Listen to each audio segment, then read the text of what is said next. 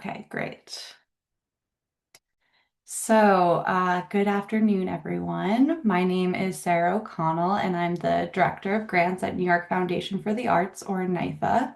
And we're here today for the 2026 NYSCA NYFA Artist Fellowship for the Digital Electronic Arts discipline. Thank you all for taking the time out of your day to join us for this info session. I'll be presenting today, and then we'll also take some questions at the end. But I'm also being supported by another NYFA staff member on the call, so I'm going to pass it off to them to introduce themselves. Hey everyone, my name is Reina Fahade. I'm the Programs Associate at NYFA, and today I will be sending all of the helpful links in the chat. Thank you. So before we get started, I'd like to share that we have recorded information sessions from past and upcoming sessions. Today is the Digital Electronic Arts information session, and it will be recorded and it will be available on the fellowship's homepage about a week after this session concludes. We also have a general info session that was pre-recorded and is available up on our site already that just gives kind of a general overview of the fellowship program without going into the specific disciplines. And we also had the craft sculpture info session yesterday, which will be up on our site shortly. Tomorrow is the nonfiction literature discipline. And then next week, we have poetry on Tuesday, December 16th, and printmaking, drawing, book arts on Thursday, December 18th. So you can register for any of those upcoming info sessions on our website. I also want to mention that we have a panelist nomination form, which is now open. Please note that this is not open to artists who are also applying for the 2026 NYSCA NYFA Artist Fellowship, but it is an opportunity for New York-based artists, cultural workers, educators, and community leaders to apply to be a panelist for this current cycle. You can nominate yourself if you're not applying, or someone else if you think they'd be a good fit, or just share out the nomination form and see if others share it as well. The deadline for the nomination form is Tuesday, January 6th, 2026 at 5 p.m. Eastern Time, but early submissions are encouraged and we'll be reaching out to folks on a rolling basis. Um, and yeah, just a reminder that if you are applying this year, you cannot be a panelist. So now to go into the main presentation, our agenda for the day is that we're going to do a very brief grant overview. I'll talk through applicant eligibility, the evaluation process and how recipients are selected, how to actually apply, and then we will talk through the specific discipline application questions and some tips to consider along the way while you're applying. And lastly, we will do a Q&A. So for the Q&A, you can add questions to the actual Q&A box on Zoom. This is going to be at the top or the bottom of your Zoom screen. You can wait till the end of the presentation if you'd like, or if we get to a certain section and I haven't answered your question, feel free to start inputting them throughout. I also want to note here that the application closes on Tuesday, January 27th, 2026 at 5 p.m. Eastern Time, and applicants will be notified regardless of whether you received the grant or not in summer 2026. I also want to point out that 5 p.m. is when Submittable will stop receiving applications. So we want to urge that you submit well before that time, and just noting that at 5 p.m. you will no longer be able to submit an application. So for a brief overview of this program for some of you who might be learning about it right now, the NYSCA NYFA Artist Fellowship is an $8,000 unrestricted cash grant available to artists living in New York State and or one of the tribal nations located therein. The grant is awarded in 15 different disciplines over a 3-year period, 5 categories per year, and the application is free to complete. The NYSCA Artist Fellowship is not a project grant, but is intended to fund an artist's vision or voice at all levels of their artistic development. And then to figure out your eligibility and if you can apply, here is the checklist. So you must be 25 years or older by the application deadline date, which is the January 27th, 2026. You must be a current resident of New York State and or one of the tribal nations located in New York State. You must have maintained New York State residency and or residency of one of the tribal nations for at least the last 2 consecutive years. So this means fully within 2024 and 2025. If you move to New York State sometime after January 2024, then unfortunately you are not eligible to apply this year. You cannot be enrolled in a degree-seeking program of any kind, and you must be the originator of the work. So, for example, you must be a choreographer or a playwright rather than an interpretive artist, such as a dancer or an actor. And this is dependent on the different disciplines, but these are just some examples. Continued, you cannot have received the NYSCA Artist Fellowship in any discipline in the past 5 years. So this spans 2021, 2022, 2023, 2024, and 2025. If you received the fellowship in any of those years in any disciplines, you are not eligible. If you have received it previous to 2021, then you are eligible again. You cannot submit any work samples that have been previously awarded a NYSCA Artist Fellowship. So if you are someone who was awarded previous to the last 5 years, you can't submit the same work that you submitted in that application that you received the award for.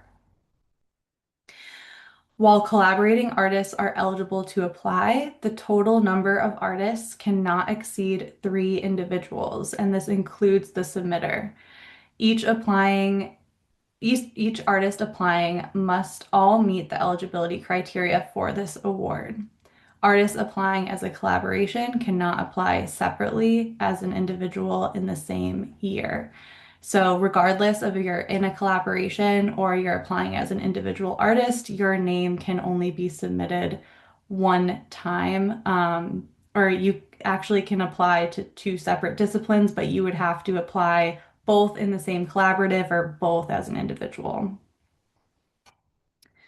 And then this leads into the next one. Applicants can apply in a maximum of 2 categories each cycle. So if you're a multidisciplinary artist who works across disciplines and 2 of your active disciplines are offered this year, you can apply within 2 different applications. You cannot be a current NYFA employee or have been in the last 12 months, a member of the NYFA Board of Trustees or the Artist Advisory Committee. You can't be a 2026 panelist or an immediate family member of any of the above. Artists that have been awarded 5 NYSCA Artist Fellowships receive emeritus status and are no longer eligible for the award. So yeah, 5 is the maximum that any one individual, whether they're working as an individual or a collaborative, can receive this award.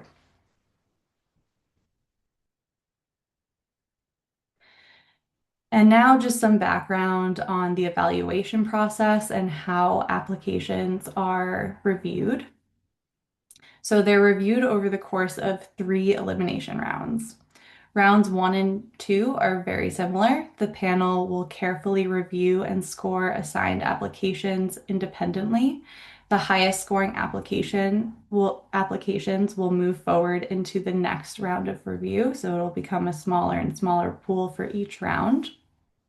And also just a note that panels are split up between the different disciplines, and panelists will make up expertise within that discipline. And then for round three, the panel will meet as a group and collectively discuss the applications that have made it into this round and ultimately select the fellows and finalists. I also want to mention that each year, in addition to the fellows, there are three finalists for each category. And starting in 2024, finalists were recognized with a $1,000 cash grant alongside the fellows. If you were previously awarded as a finalist, you are still eligible to apply the next year for the fellowship.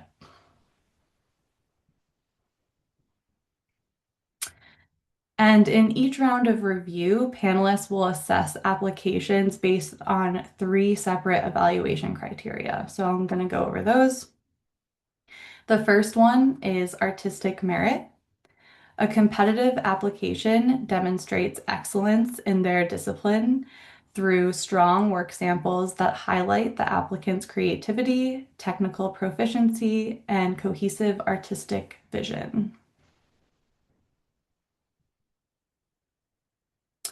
Number two is clarity and cohesiveness. A competitive application presents clear, concise, and compelling support statements that provide valuable insights into their practice and motivations. The support statements should work together with the submitted work samples to provide a comprehensive understanding of the applicant's vision and goals. And finally is originality and innovation. A competitive application showcases innovative methods, ideas, and/or concepts that makes their work stand out within the discipline. Panelists will assess the uniqueness and originality of an applicant's approach, including the quality of execution, innovation of materials or techniques, and the overall impact of your work. Applicants may also demonstrate innovation through place-based work that is informed by or responsive to a specific location, community, or environment.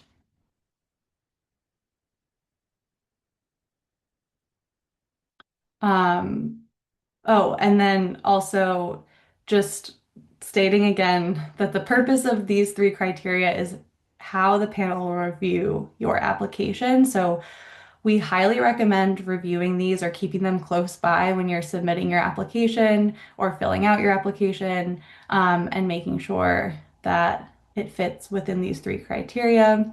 We have them available on our website and also in a downloadable guidelines PDF. So definitely take a look at that. And now, how to actually apply. So we receive all applications through Submittable. If you don't have a Submittable account already, you can create a free one. But if you do have one that you've used for a different reason, you can use that as well. There's no need to create multiple accounts. Once you have a Submittable account, you can select the application for the discipline you're interested in applying for. And that's good to note that for this program, we have 5 different disciplines. So make sure you are selecting the correct one. If you do plan on applying in two separate disciplines, you do need to submit 2 separate applications. After you've selected an application, you'll be prompted to complete an eligibility form. So this is a series of questions that will confirm your eligibility, and you'll have to answer all of these questions correctly in order to gain access to the main application. Once you have access to the application, you can start completing at your own pace. You can start your application and save it as a draft as many times as you'd like before ultimately submitting it. A tip that I will say though is that we do recommend starting your narrative responses in a separate document, such as Google Docs or a Word doc, just to make sure that you keep that information in case there's any technical difficulties before you're able to save your draft. We only accept applications on Submittable, so we are not able to accept any hard copies or an email with the application submitted. It all has to go through Submittable. Once you're done with your application, you can hit that submit button and you will receive an email confirmation. This sometimes goes to spam, so definitely check there. But you will receive an email if it was successfully submitted. So make sure that you receive that, and if not, you can reach out to us. And then just a reminder, the deadline is Tuesday, January 27th, 2026 at 5 p.m. Eastern. Submittable will stop receiving applications at that time, so please make sure you apply before the deadline. We are not able to grant any extensions for this program and do not accept late submissions for any reason. All right, now we'll get into the actual application contents for this category. So first off, here is the official discipline definition for digital electronic arts. This category accepts work in which technology is an essential element of the work's creation, presentation, or understanding. Examples include works created or displayed on computers or other electronic media, work created with computer models such as sculptural works or algorithmic works, interactive installations, including immersive virtual environments, internet projects, hypertext documents, other image, text, audio, or video works rooted in technology. This category also includes work that critically engages with artificial intelligence or AI. This is just the definition for this particular category, but you can also read the definitions of all of the 15 fellowship categories on our website. Okay, and then the application form. So first, you will see that eligibility form that we already talked about. And then the first section of the actual application is the lead applicant information / collaboration info. The lead applicant information includes your name, contact information, and then, if applicable, the names of your 1 to 2 collaborating artists, and then some just general questions that are relevant to this category. Next up is the work samples and then the support statements, and both of those I'll go into in more detail in some of the next slides. And then lastly, we have demographic information. This will not be shared with the panel, but will only be used internally for reporting purposes. So it is not considered whatsoever in the selection process.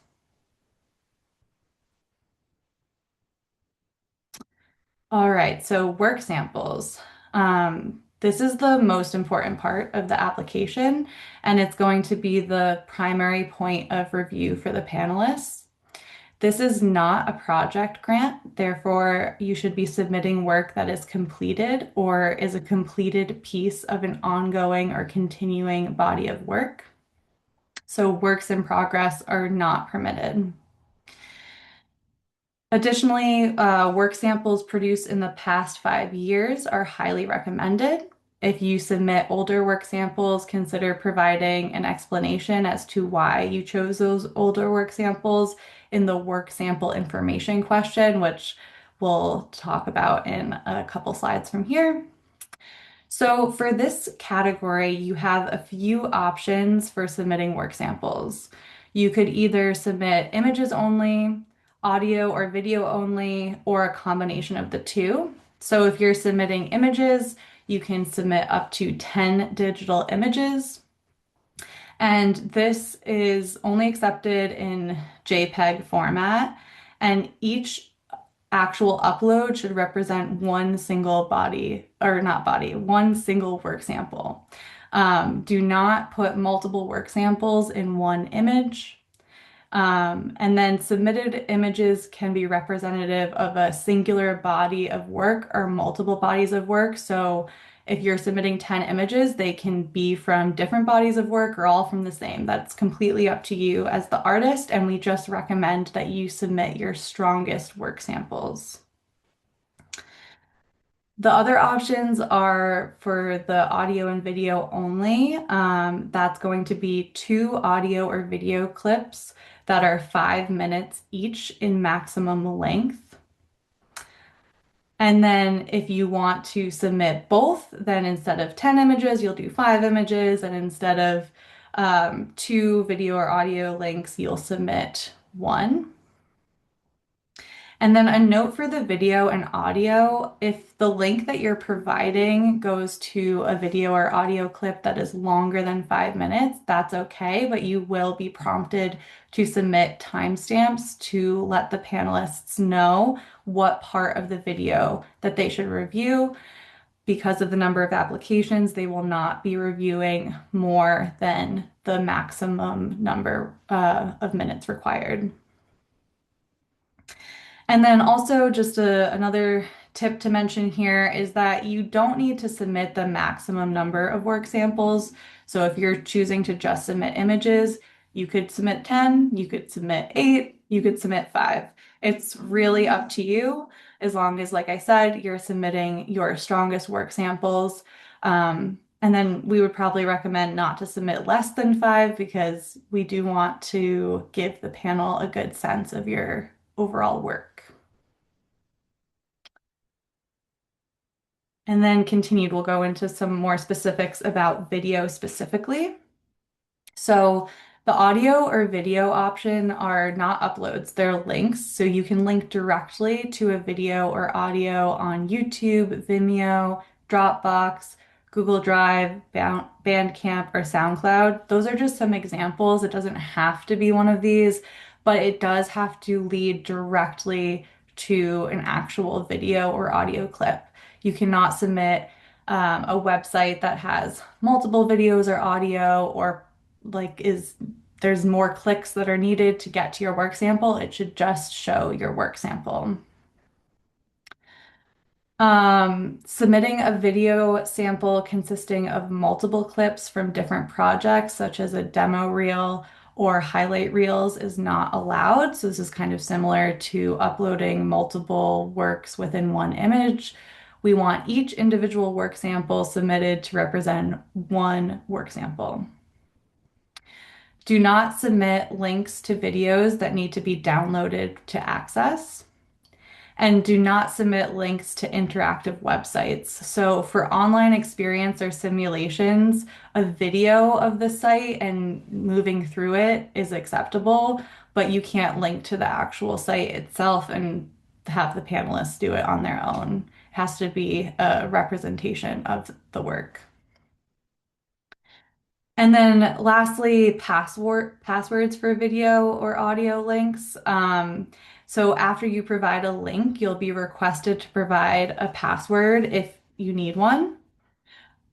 Want to make sure that it's very clear that the password you share will remain accessible until July 2026.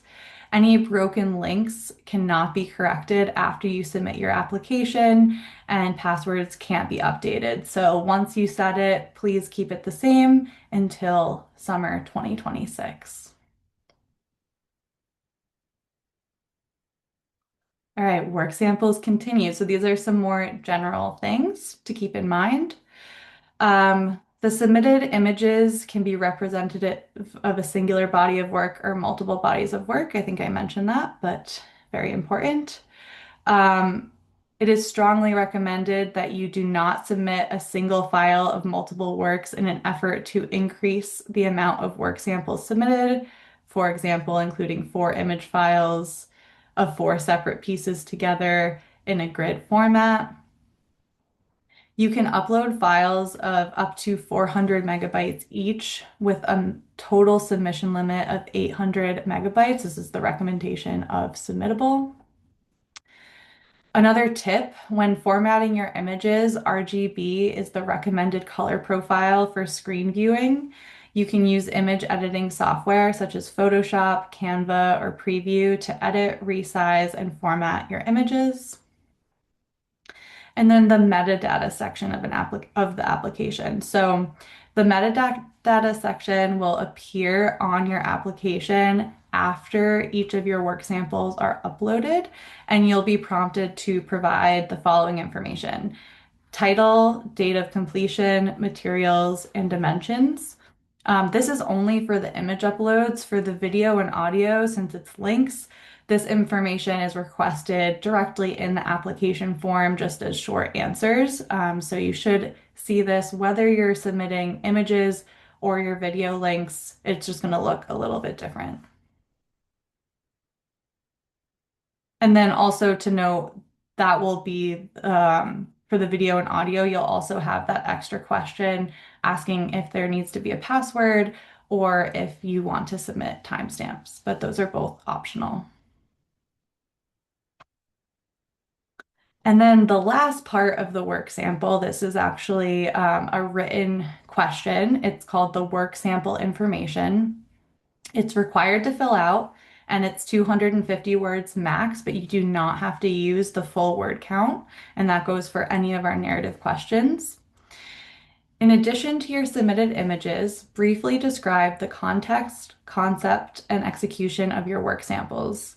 If your submitted work samples include multiple works, you can talk about them collectively or itemize each one and talk about them individually. If relevant, you can also include how your work samples or a portion of your work samples represent a larger body of work. So if you are submitting multiple works that actually belong together, this is where you can talk about those connections. Whether the images document an installation, experience, performance, or time-based piece, and the intended circumstances in which the viewer or audience should experience the work, such as instructions for navigating the work if it's interactive. So this is where you can basically guide the panelists on how to view your work, as well as providing any necessary context within your submitted work samples.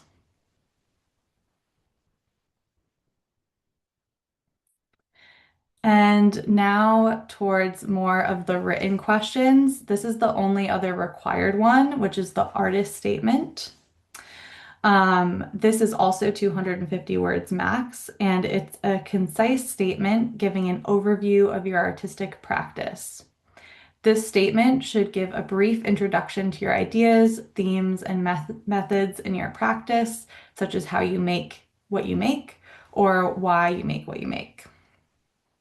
This statement should also specifically reflect the ideas and inspiration relevant to your submitted work samples. And you can use this statement to highlight your role in creating or executing the work, as well as describing the key technical aspects of the work. Also noting that this is not an artist bio, it's specifically an artist statement. And a few years ago, NYFA published an article about the 5 do's and don'ts of artist statements, which might be helpful while you're submitting your application. So we'll drop that in the chat, but you can also find that on NYFA's website. And then the last narrative question, which is an optional one, also 250 words max. This is a supplemental statement that describes how your work is related to and or rooted in a specific cultural practice, tradition, or community. This statement can also offer an opportunity to describe how your artistic work relates to or stems from your culturally specific lived experience or experiences. So you should only include this if you feel that it is relevant to you and your work as an artist. It's completely optional, and not having it will not negatively affect your application, but it is here in case this extra context is helpful. And then this is the last question on the actual application. After this, you'll see the demographic information, which again is not viewable to panelists and is not a consideration at all when making selections. Okay, so before we go into the Q&A, I'll just point out some tips. Some of these I've already said, but they're all very important.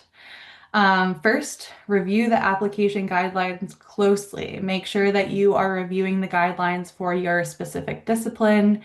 While the overall applications are similar, the specifics, especially within work samples, vary greatly between each discipline. Carefully review and answer the eligibility questions on your application. So, like I said, if you are not able to answer all of these correctly, you will not be able to gain access to the rest of the application. And then ensure your contact information is correct. This is also very important. We will contact you based off of the email that you supply within the actual application form. And also, sometimes messages are sent directly to Submittable. So make sure you are using a active email address and that you also are using your Submittable account or have access to your Submittable account all the way up until the time of notification. When we do send notifications, there's often a quick turnaround to receive additional information. So we'll need to hear back from you fairly quickly. And then allow enough time to upload your work samples. So this is especially important for larger work samples if you're choosing to do your images that are uploads. For the video and audio links, it is just a link, so that one's a little bit quicker. But we want to make sure that there's plenty of time to upload all of your work samples and that that is not a reason that you're not able to hit submit in time. And then do not wait for the final hours ahead of the deadline to complete and submit your application, which is basically what I just said before, but just not just the work samples, for everything else. Just don't forget the deadline is January 27th, 2026, and at 5 p.m., you will no longer be able to submit the application, and we will not accept any late submissions. And then finally, you can start your application today. As I said, it's open now, and then you can save a draft to complete at a later date. So you can start working on it and keep coming back to it. You don't have to start the day that you want to submit it.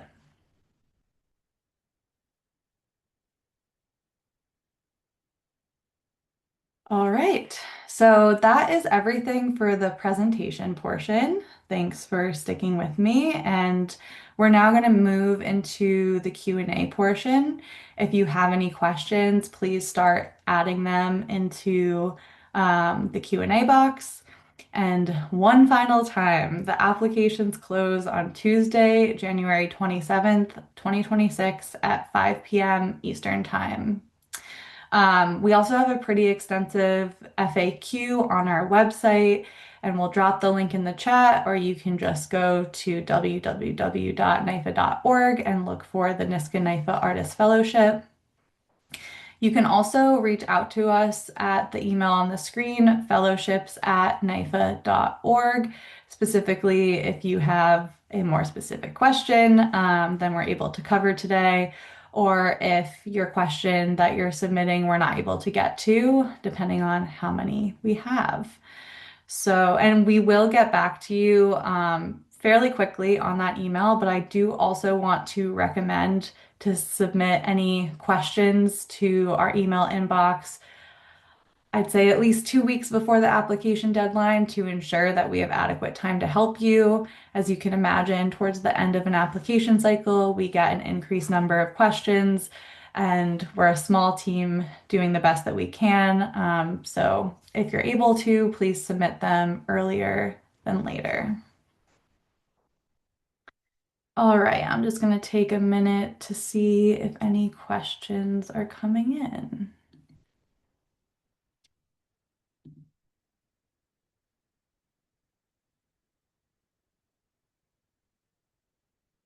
All right, there's already a few, so I'll just read the question out loud and do my best to answer. First, we have, I missed yesterday's webinar. When will it be on your YouTube channel?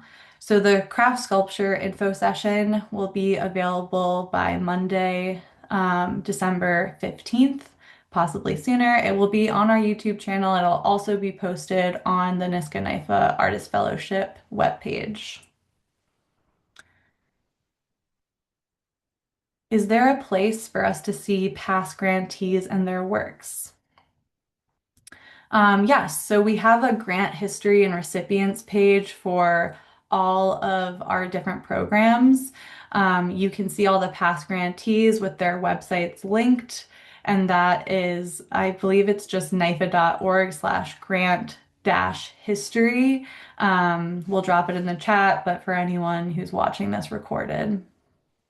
And you can also navigate to it just from the NYSCA NYFA Artist Fellowship webpage. Also good to know within that section, not only do you see the recipients, the fellows, and the finalists, but also you can see the past panelists. Let's see.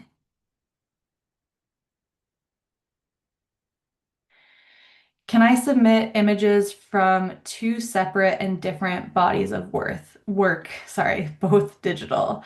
Yes, exactly. So, um, say you're choosing to submit the 10 work sample images.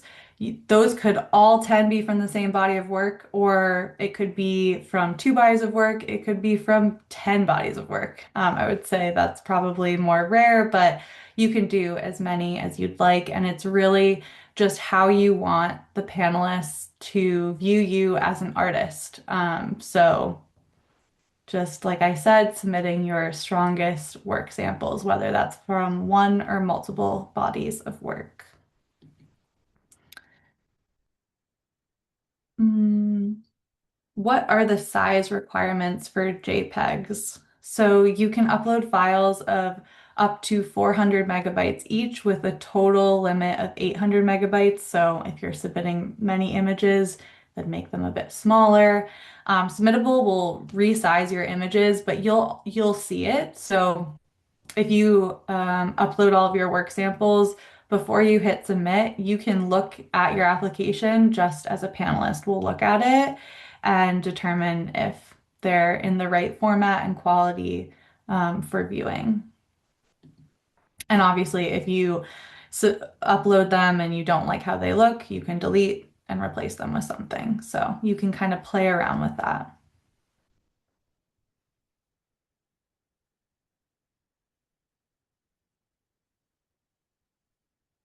Let's see.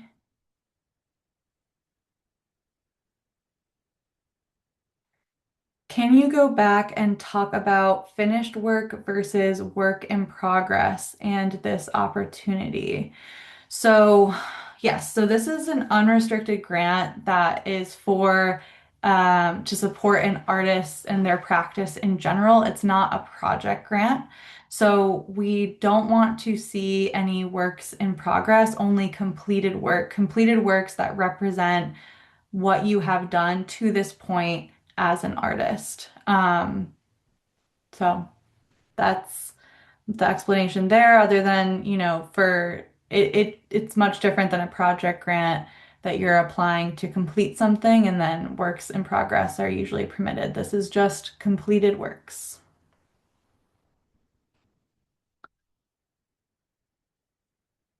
Does the work sample have to match the category that you're applying for? Yes, your work definitely needs to match the discipline that you're applying for. And this is why, if you are a multidisciplinary artist and want to apply in multiple categories, you certainly can, but you should be submitting completely different work in each application.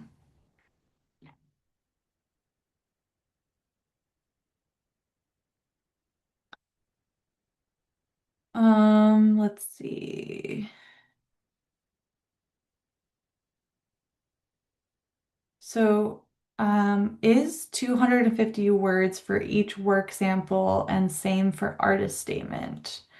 So, each work sample is just the work sample. It's either an image or a video or audio link.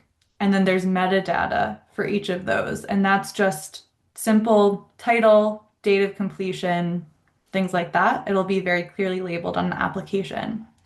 So you're not writing 250 words for each work sample. There is a work sample information question that's right below your work sample submissions, and that is 250 words total to talk about all of your work samples. You can itemize your answer to give a brief description of each if you feel that's important, or you can just talk generally about your work as an artist and why you submitted those particular samples. And then separately, the artist statement is 250 words.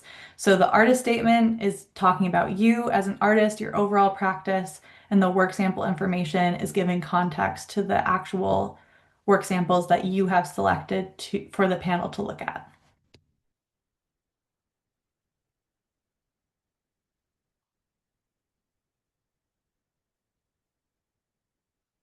Our submissions where the targeted audience is based in New York State prioritized over work that is shared or created in a different geographic location? That's a great question. No, that does not weigh positively or negatively. But the only thing is that you yourself as an artist do reside within New York State. Um, but who your target audience is or where they're located does not affect it.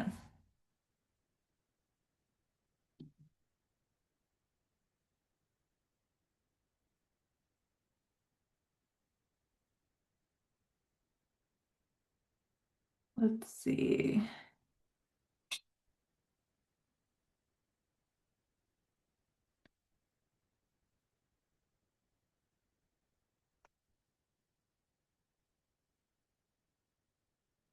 I'm seeing a couple that are very specific to your own practice, and it's actually difficult for me to answer yes or no without knowing more info. So if you think I'm talking about one of your questions, definitely follow up on the fellowships at NYFA.org email and we can get you an answer, especially for the hyper specific ones. I'll try to pick ones that are potentially helpful for everyone. One question is an unlisted link okay to use instead of a password link? And yes, totally. You do not have a need to have a password protected video. It can be unlisted or it can be totally public. It's whatever you want, but we just wanted to make sure that if you want to provide something that you don't want readily available online, that you can still submit it. Will a recording of this be available to refer to? Yes. So the recording of the webinar will have captioning added, and then within a week from now, it will be uploaded to our website and our YouTube channel.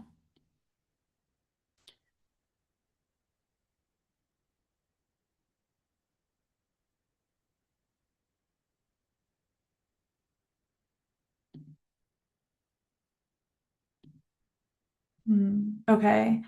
Um, this seems like someone who might have been joining a little late. What constitutes digital art? Sorry if you covered this earlier in the presentation, but if I'm a nonfiction filmmaker, would I be better served applying during the cycle for filmmakers?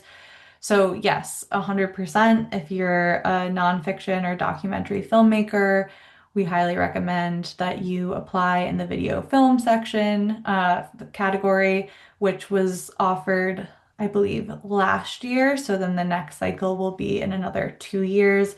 We cycle through all of our disciplines every 3 years with a total of 15. But for anyone who is just joining, our official digital electronic arts definition is this category accepts work in which technology is an essential element of the work's creation, presentation, or understanding. So typical video or film work does not necessarily fit within this unless there's another layer of technology. Examples include works created or displayed on computers or other electronic media, work created with computer models such as sculptural works or algorithmic art. Oh my gosh, I couldn't say it before either. Interactive installations, including immersive virtual environments, internet projects, hyperlink documents, other image, text, audio, or video works rooted in technology. And that rooted in technology is crucial here. This category also includes work that critically engages with artificial intelligence or AI.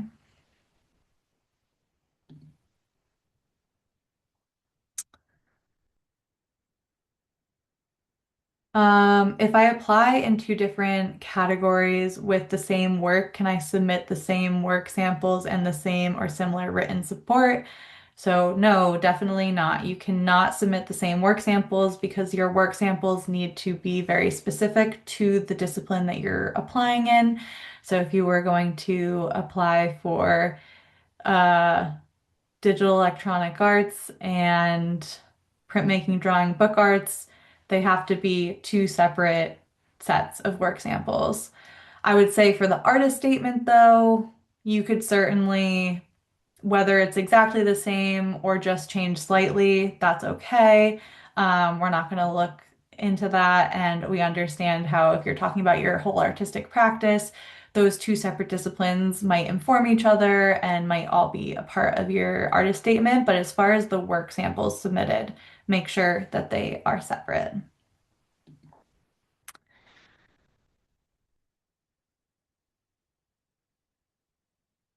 Hmm. Is completed work but not public allowed? Yes. Yes, definitely. And that's why we provide the option for password. And also, the work that you submit within the application is never shared with anyone beyond NYFA staff and your specific panelists, which for each panel, there is 4 to 5 panelists. So that's only a few people who will see this, and everyone signs a code of ethics stating that everything within the application and the review process stays confidential. So you can feel good about sharing information that you don't want publicly available.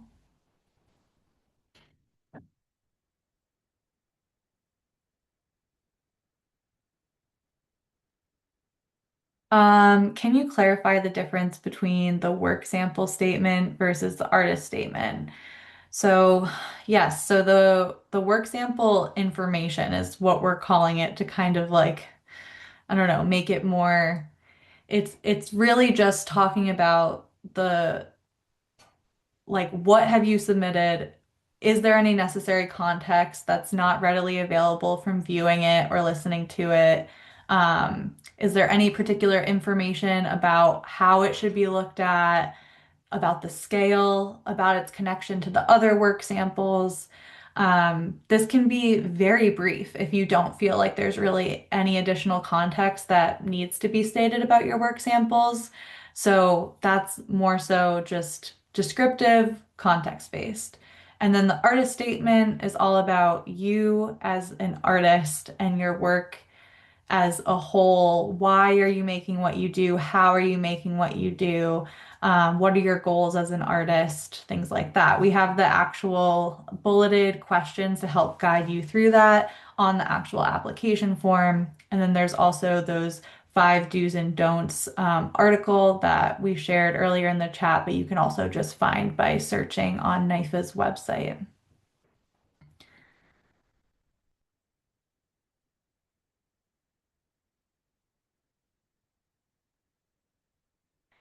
If I submit with a collaborator, is it $8,000 for both, or we split one $8,000 payment? So that's a great question. So each fellowship is $8,000, whether you apply as an individual or as in a collaboration. So if you are applying as an individual, you get the $8,000 yourself.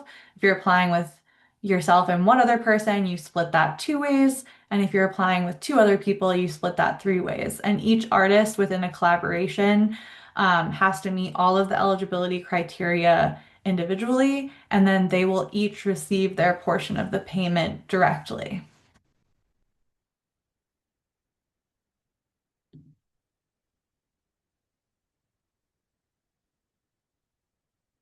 Um, this person is saying, thanks for sharing the past grantees list. What is the difference between fellows and finalists? So yes, so the fellows are the actual recipients of the grant. They've been selected by the panel and they receive the $8,000 unrestricted cash award. Finalists are essentially the runners up, the people that the panel felt so strongly about, but ultimately didn't make it based off of the amount of funding that is available for the year. So they will receive a smaller $1,000 cash grant and be recognized as a finalist. The difference is that finalists are not considered fellows in the sense of eligibility. So if you receive a fellowship this year, you can't apply again for the next 5 years. But if you receive notification or uh, recognition as a finalist, then you can apply as soon as next year. You don't have to wait.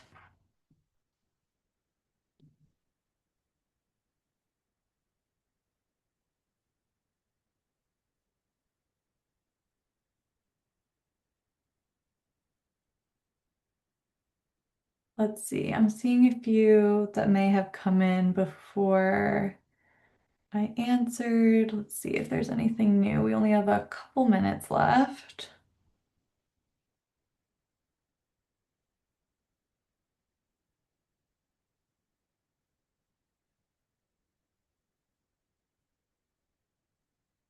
Hmm.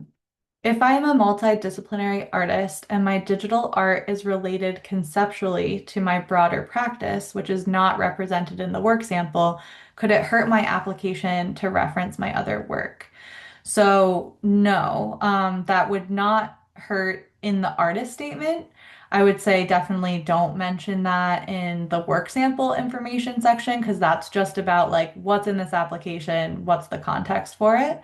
But as far as your artist statement, you can talk extremely broadly about yourself as an artist, including other disciplines that you work within.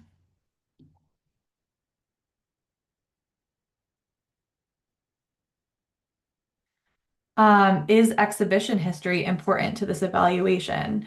So, no, that's actually not asked for at all within the application. And that's why it's very important that you note that we are asking for an artist statement rather than an artist bio.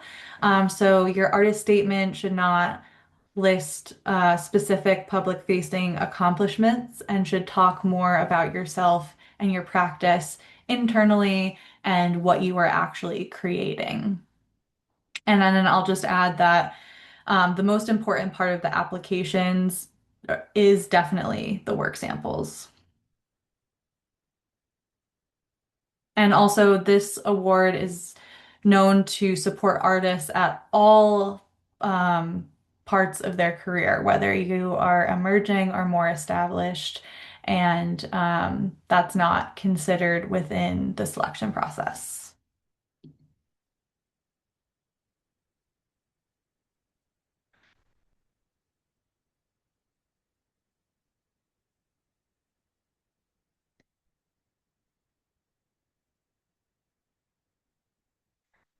Could someone hypothetically win two different grants in one cycle? So, no, you can apply for more than one category, but ultimately you would only receive the award in one of the two.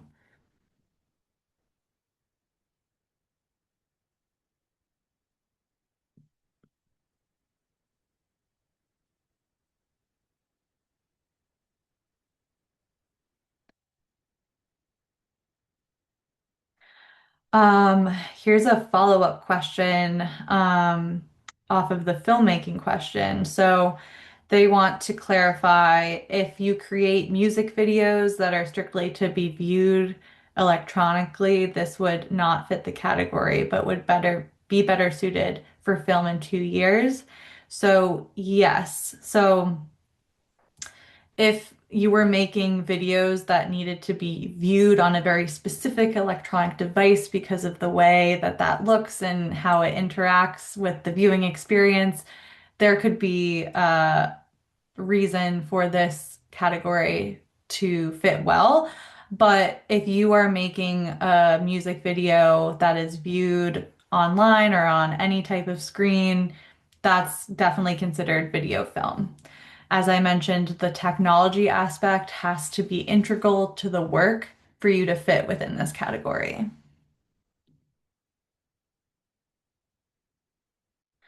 Does the work have to be animated? No, no. There's no requirement about animation. It's just about, as I mentioned, that technology is integral to the work that you are creating.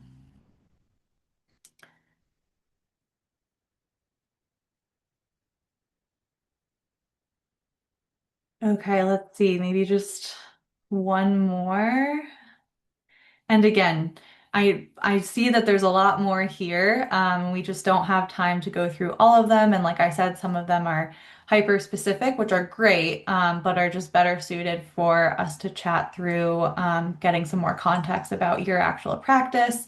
So please reach out to fellowships@NYFA.org if we were not able to answer your question today. Mm.